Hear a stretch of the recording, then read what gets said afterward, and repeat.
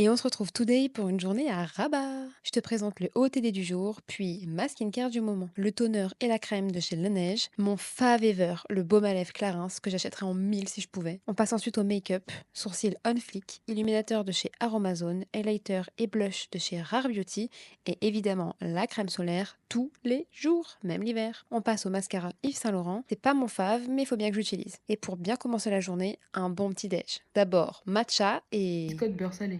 et maintenant, go à la gare. Voilà le chat du jour, en pleine bronzette pendant qu'on attendait notre train avec Youyou. Et nous aussi, on profite du soleil marocain. Pas changé, petit jeu de cartes dans le train.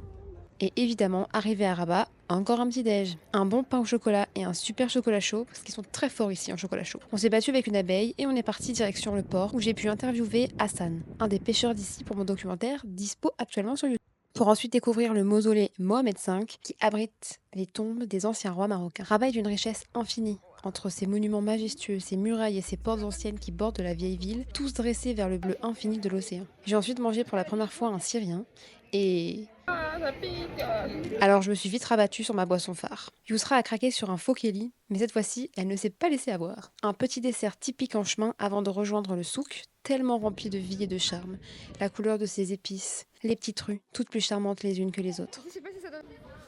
C'est aussi la première fois que je voyais un chat posé sur un autre chat. Sans parler de ce petit chaton trop mimi, il y en avait au moins 6-7 juste à côté. L'océan, toujours rempli de vie, à chaque plage des matchs de foot et des surfeurs. Sans parler des espaces verdoyants qui brillent au contact des rayons du soleil. C'est vraiment magique comme endroit.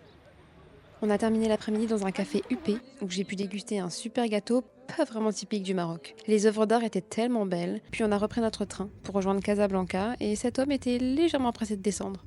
Bye!